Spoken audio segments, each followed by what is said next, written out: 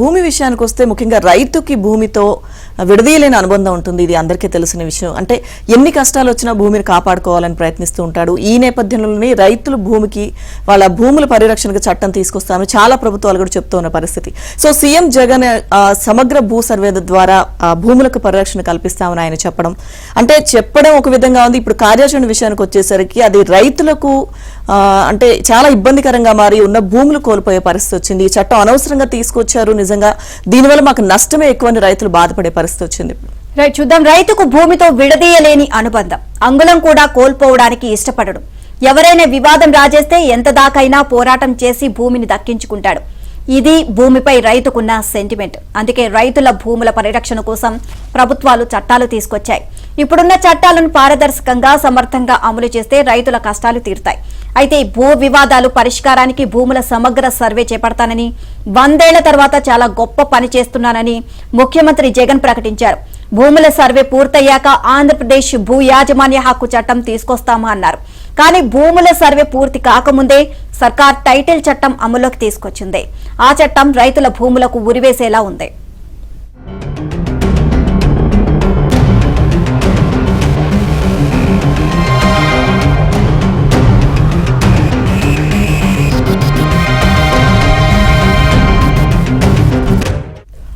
భూమిపై పట్టాదారు పాస్ పుస్తకాలు, ఆర్ఓఆర్ 1B ఇతర రికార్డులు రైతు పేరిటే ఉన్నా అవి నిజమైనవేనని నిరూపించుకోవాలి.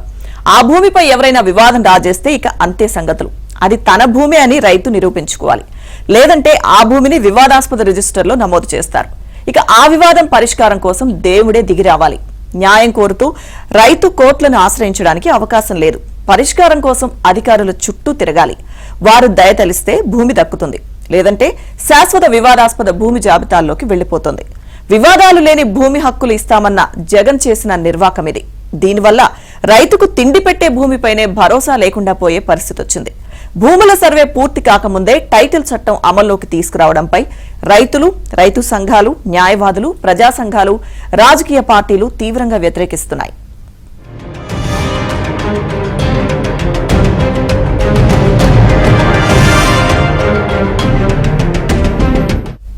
ప్రతి రైతు తన భూమిపై శాశ్వత హక్కు కోరుకుంటున్నారు. ఇది జరగాల్సిందే. ఇప్పుడు జగన్ సర్కార్ తీసుకువచ్చిన టైటిల్ చట్టం ప్రకారం హక్కులు ఇవ్వాలి అనుకుంటే చాలా సమస్యలు వస్తాయి. చట్టంలోని అనేక క్లాజుల ప్రకారం రెవెన్యూ అధికారులు సూపర్ పవర్ గా మారతారు.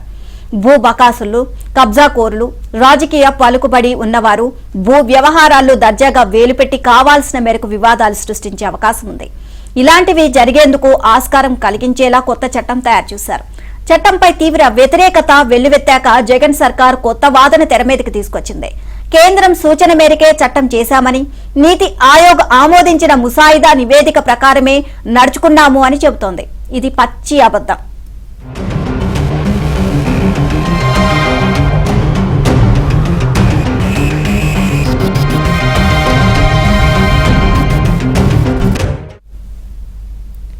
రైతులకు భూములపై టైటిల్ గ్యారంటీ ఉండాలని కేంద్రం చెప్పింది. కానీ జగన్ సర్కార్ తీసుకొచ్చిన చట్టం ప్రకారం హక్కులు కల్పించాలని చెప్పలేదు. పైగా నీతి ఆయోగ్ ఆమోదించిన ముసాయిదాలోని అంశాలకు విరుద్ధంగా ఏపీ టైటిల్ చట్టం ఉంది. సివిల్ కోర్టుల ప్రమేయం లేకుండా టైటిల్ చట్టం ఉండాలని కేంద్రం చెప్పలేదు. ఇక నీతి ఆయోగ్ అలా సిఫార్సు చేయలేదు. కానీ జగన్ సర్కార్ ఆ పని చేసింది. సో దీనికి సంబంధించి మరిన్ని అప్డేట్స్ మా కరెస్పాండెంట్ సత్య నాయుడు తెలుసుకుందాం. సత్య, భూ సర్వేలు నిర్వహించకుండా టైటిల్ చట్టాన్ని తీసుకువచ్చింది సో జగన్ సర్కార్. దీనికి సంబంధించి రైతులు తీవ్ర ఆవేదన అయితే వ్యక్తం చేస్తున్నారు. ఓవరాల్ గా అప్డేట్స్ ఏంటి?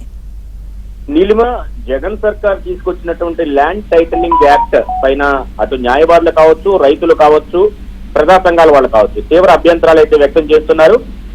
100 ఏళ్ల తర్వాత భూముల రీసర్వే చేస్తున్నాం అనే పేరిట వేలాది కోట్ల రూపాయలు ఖర్చు చేసింది రాష్ట్ర ప్రభుత్వం. అయినప్పటికీ కూడా నేటికి సరైనటువంటి లెక్క పత్రం లేనటువంటి పత్రాలను, భూమికి సంబంధించిన పత్రాలను జగన్ ఫోటోతో రైతులకు ఇవ్వడం జరిగింది. ఆ పత్రాలు ఎందుకు పనికిరావు, ఏదైతే చట్టం ఉంటుందో భూములకు సంబంధించిన చట్టానికి సంబంధించి కేవలం రిజిస్టర్డ్ డాక్యుమెంట్స్ పైన వ్యక్తుల ఫోటోలు ఉండకూడదని చెప్పినప్పటికీ కూడా ఆ ఫోటోలతో ఆ డాక్యుమెంట్లు ఇవ్వడం జరిగింది. ఇది ఒక ఎత్తు అయితే, మరోవైపు ఏదైతే టైటిల్ ఇవ్వడంలో కూడా స్పష్టత లేదని చెప్పుకోవచ్చు. అది ల్యాండ్ టైటిలింగ్ యాక్ట్ అని చెప్పినప్పటికీ కూడా ఎవరైనా ఆ భూమిపై వివాదాలను కనుక రాజేస్తే దానిపైన నిరూపించుకోవాల్సిన బాధ్యత ఆ సంబంధిత రైతుకే ఉంటుంది. దీనికి ట్రిబ్యునల్స్ కు మాత్రమే వెళ్ళాలి, సివిల్ కోర్టుల్లో ఈ దావాలు వేయడానికి వీల్లేదు. అంటే రాష్ట్ర స్థాయిలో రెవెన్యూ అధికారుల ఆధ్వర్యంలో ఉన్నటువంటి ట్రిబ్యునల్స్ కు వెళ్లి అక్కడ కూడా తేలకపోతే అప్పుడు హైకోర్టుకు వెళ్లే అవకాశం ఉంటుంది. ఒక సామాన్య రైతు తన భూమి తనది అని చెప్పుకోవడానికి హైకోర్టుకు వెళ్లాల్సిన పరిస్థితి అయితే మాత్రం ఈ చట్టం కల్పిస్తోందని చెప్పొచ్చు.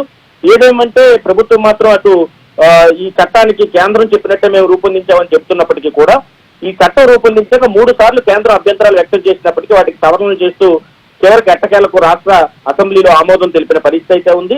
ఈ చట్టం కూడా యాస్టీజ్ గా మక్కిగా కాపీ కొట్టారనే విషయం కూడా మనకు స్పష్టమవుతోంది. రాజస్థాన్ కి సంబంధించినటువంటి టైటిలింగ్ చట్టాన్ని యాస్టీజ్ గా కాపీ కొట్టడంతో పాటు దీనిలో కేంద్ర ప్రభుత్వం తెలిపిన అభ్యంతరాలను పరిష్కరించకుండా ఈ చట్టాన్ని తీసుకొచ్చారు. దీనివల్ల రేపు అనేక భూ వివాదాలు చెలరేగే అవకాశం ఉంది. సాధారణంగా గట్టు తగాదాల వద్దే తీవ్రమైనటువంటి గొడవలయ్యే పరిస్థితుల్లో ఈ చట్టాన్ని తీసుకురావడం వల్ల ప్రతి విషయంలో కూడా తన భూమి తనదే అని నిరూపించుకోవాల్సిన బాధ్యత రైతులకు ఏర్పడుతోంది. దీనికి పట్ల రెవెన్యూ అధికారులను ఆశ్రయించాల్సి వస్తుంది. కాబట్టి ఈ విషయంలో తీవ్రమైనటువంటి అభ్యంతరాలను న్యాయవాదులు కావచ్చు, అదేవిధంగా రైతులు కావచ్చు, ఎన్ని చెప్పినప్పటికీ కూడా రాష్ట్ర ప్రభుత్వం మాత్రం వెనక్కి తగ్గలేదు. ఆ చట్టాన్ని అయితే తీసుకొచ్చేసింది. దీనివల్ల రైతులు తన భూమి తనదే అని నిరూపించుకోవాల్సిన అవకాశం వాళ్లకు ఉంటుందనేది చెప్పుకోవాలి. అయితే 100 ఏళ్ల తర్వాత పూర్తి స్థాయిలో భూ రికార్డులు సరిచేశామని చెప్తున్నప్పటికీ నేటికి గ్రామాల్లో అనేక డిస్ప్యూట్లు ఏదైతే ఈ రీసర్వే ద్వారా వస్తున్న పరిస్థితి వాటిని ఇంకా పరిష్కరించకపోగా ఎవరైనా కొత్తగా డిస్ప్యూట్ రైజ్ చేస్తే ఆ భూమి తనదే అని నిరూపించుకోవాల్సిన బాధ్యత రైతుకే ఉండడం తీవ్రమైనటువంటి తలనొప్పుగా చెప్పుకోవచ్చు. ఈ చట్టం భూ బకాసులకు, కబ్జాకోర్లకు, రాజకీయంగా పలుకుబడి ఉన్న వారికి మాత్రమే ఉపయోగపడే విధంగా ఉందని న్యాయ నిపుణులు చెబుతున్నారు. మరోవైపు ఈ చట్టం తీసుకొచ్చినప్పుడు అటు న్యాయ నిపుణుల అభిప్రాయం తీసుకోకుండా ఈ చట్టాన్ని తీసుకురావడం వల్ల అనేక ఇబ్బందులు వచ్చాయని చెప్పుకోవచ్చు. 3 సార్లు ఈ చట్టాన్ని సవరించారంటే ఈ చట్టం ఎంత లోపభూయిష్టంగా ఉందో కూడా మనం అర్థం చేసుకోవచ్చు. రాజస్థాన్ అర్బన్ టైటిల్ బిల్లులో అంశాలను ఏపీ బిల్లులో కూడా మధ్య దింపడంతో పాటు దీన్ని ముసాయిదా బిల్లును ఉలవపాడు, మంగళగిరిలో పనిచేస్తున్నటువంటి మాజీ తహసీల్దార్లతో ఓకే చేయించడం, తర్వాత 2019లో జూలైలో అసెంబ్లీలో బిల్లును ఆమోదించడం జరిగింది. తర్వాత ఏదైతే భారత స్టాంపు చట్టం 1899, సరిహద్దుల చట్టం 1923, పాస్ పుస్తకాల చట్టం 1971, రిజిస్ట్రేషన్ చట్టం 1908, పరిమిత దాయత్వ చట్టం 1963, భూసేకరణ పునరావాస చట్టం 2013 ఇలా అనేక కేంద్ర చట్టాల్లోని అంశాలకు పోటీగా ఈ చట్టం ఉందని కూడా, అంటే వ్యతిరేకంగా ఈ చట్టం ఉందని కూడా భావించాల్సి ఉంటుంది. వాటిని ఈ చట్టం తీవ్ర ప్రభావితం చేసినప్పటికీ కూడా ఈ చట్టాన్ని కొనసాగించడం, తర్వాత కేంద్రం అభ్యంతరాలతో కొన్ని మార్పులు చేర్పులు చేయడం జరిగింది.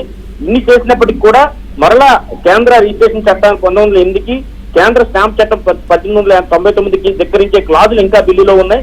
అయినప్పటికీ కూడా లాబింగ్ చేసి ఢిల్లీ స్థాయిలో చట్టాన్ని ఆమోదింపజేశారనే ఆరోపణలు ఉన్నాయి. మరోవైపు నల్సార్ నిపుణులు కూడా ఈ చట్టం ఏర్పాటులో అనేక అభ్యంతరాలను వ్యక్తం చేశారు.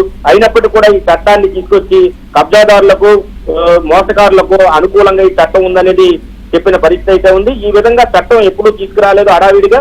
ఈ చట్టాన్ని ఇంత హడావిడిగా తేవాల్సిన అవసరం ఏముందని కూడా ప్రశ్న సర్వత్రా వ్యక్తం అవుతోంది. మరోవైపు ఈ చట్టం విషయంలో కోర్టులు కూడా జోక్యం చేసుకోలేని పరిస్థితి. కింది స్థాయి కోర్టులు, సివిల్ కోర్టులు నేరుగా రైతు తన భూమి తందని నిరూపించుకోవాలంటే ట్రిబ్యునల్ తర్వాత నేరుగా హైకోర్టుకు వెళ్లాల్సి ఉంటుంది. ఈ రోజు ఒక సామాన్య రైతు హైకోర్టులో లాయర్ ఫీజు చెల్లించి తన భూమి కోసం పోరాడే పరిస్థితి, ఎకరం కోసం పోరాడే పరిస్థితిలో ఆ ఎకరం కూడా అమ్ముకోవాల్సిన పరిస్థితి ఉంటుంది. అమ్ముకోవాలన్నా కూడా దానికి మళ్ళీ తనదే ఆ భూమిని నిరూపించుకోవాల్సి ఉంటుంది. కాబట్టి ఇన్ని కష్టాలను, ఇన్ని నష్టాలను కూడా ఈ చట్టంలో పెట్టారు. ఇది చాలా ప్రమాదకర చట్టం అనే అభిప్రాయం అయితే సర్వత్రా వ్యక్తం అవుతున్న పరిస్థితి అయితే ఉంది. Right, thank you Satya.